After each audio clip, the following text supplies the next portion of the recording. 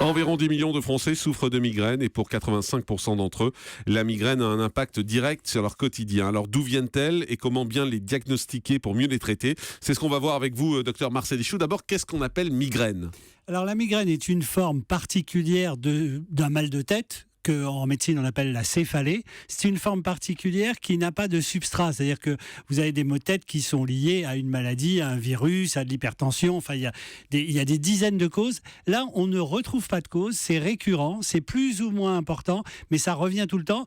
A priori, migraine sur un côté de la tête, c'est pour ça qu'on l'appelle migraine, c'est la moitié de la tête. Mais qu'est-ce qui fait la différence entre un mal de tête et une migraine? Comment on sait si on a une migraine ou si on a un mal de tête? Alors, c'est toute la démarche diagnostique. Vous savez, pour nous médecins, on fait des enquêtes. C'est-à-dire quand quelqu'un vient avec un mal de tête, si c'est la première fois, c'est compliqué, parce qu'il faut à ce moment-là investiguer, faire des examens pour voir d'où vient ce mal de tête. Mais si c'est quelqu'un qui vient, et c'est le plus souvent le cas, qui vient et qui vous dit, ça fait des années que...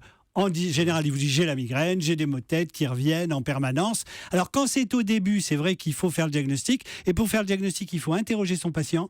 Combien de fois ça survient par mois? À quel moment? On sait que ça touche plus les femmes que les hommes. Chez les femmes, ça survient surtout en période prémenstruelle ou menstruelle. Donc, vous faites un interrogatoire très poussé pour voir si on est dans le cadre d'une migraine ou pas. Est-ce qu'il y a des effets annonciateurs?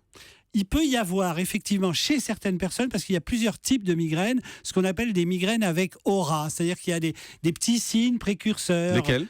Ça peut être des sensations de fourmillement, des troubles visuels, des sensations auditives, des nausées, enfin un ensemble de signes. Vous n'allez pas bien, puis tout d'un coup, au bout de quelques heures ou quelques jours, la migraine survient, la douleur survient. Alors vous nous avez dit, sont concernés en particulier les femmes, c'est ça? Oui, les femmes sont plus touchées que les hommes, les enfants sont touchés un peu, mais on a une proportion de femmes beaucoup plus importante que les hommes, et on sait que les facteurs déclenchants, alors je vous ai parlé des troubles hormonaux, mais il peut y avoir aussi des facteurs de stress, très souvent quand on vit des périodes un peu difficiles, ça déclenche la migraine, des surcharges de travail, des insomnies, bref, tout ce qui va intervenir sur votre état émotionnel et votre état de santé peut déclencher la migraine. Est-ce qu'il y a différents types de migraines ou un seul type?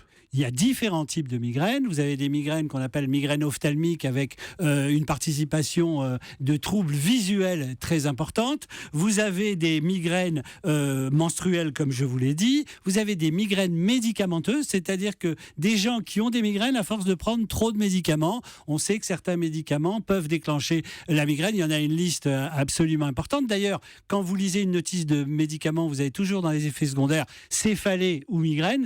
C'est très très fréquent.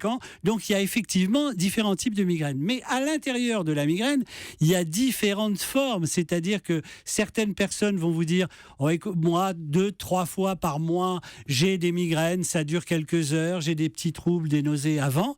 Et puis il y en a d'autres qui vous disent, et moi j'en ai pas mal dans mes patients, qui sont obligés de s'arrêter complètement, de rester dans le noir pendant 24 voire 48 heures.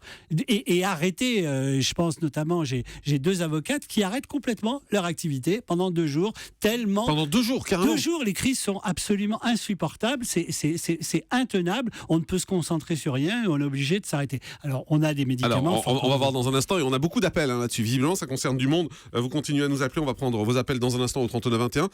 Est-ce qu'il y a aujourd'hui une façon radicale de soigner la migraine? Alors radical, c'est ce qu'on parlait pour les remboursements. Le mot radical doit être évacué du vocabulaire de médecine. Pourquoi? Parce que les médicaments ont une certaine efficacité et le patient qui le reçoit, lui, a une certaine susceptibilité. Donc radical, non, mais on a un éventail de plus en plus important de médicaments qui peuvent atténuer. Alors les médicaments de la douleur, évidemment, ça vous les connaissez tous.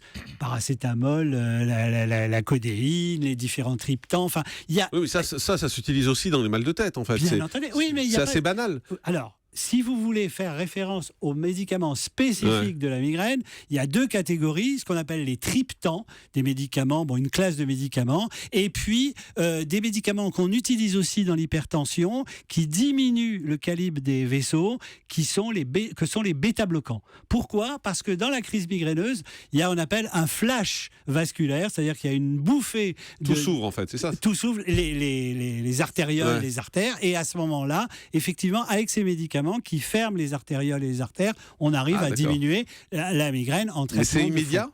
Non, alors pour immédiat, il faut des médicaments. mais- Non, mais malheureusement, vous savez. On si dit pas ça immédiat, concerne- on dit pas Mais radical. non, parce que justement, très franchement, je vous assure qu'en médecine, et Catherine le confirmera, quelles que soient les techniques que vous Elle utilisez. s'occupe pas du même endroit. Hein. Oui, mais c'est pareil. Elle a fait des études de médecine. C'est quand C'est même. vrai, c'est vrai. Mais elle est sexologue, donc Elle est c'est un sexologue, peu, mais même c'est un peu pour plus ces bas. problèmes, même Bah pour oui, ces mais, problèmes, ça il touche n'y a les vaisseaux. jamais D'où de l'expression, j'ai la médicament migraine. radical. Et il y a peut-être un lien comme entre l'érection et la migraine, c'est que c'est souvent une excuse pour l'un Exactement. pour l'autre. Voilà.